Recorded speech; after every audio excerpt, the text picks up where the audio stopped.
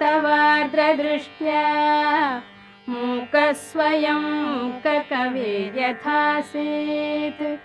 तथा कुरु त्वं परमेश जाये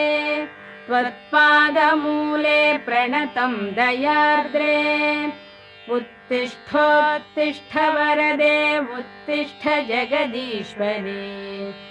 उत्तिष्ठ जगदाधारे त्रैलोक्यं मङ्गलं कुरु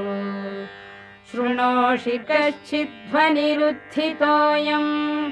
मृदङ्गभेरीपटहानकानां वेदध्वनिं शिक्षितभूसुराणां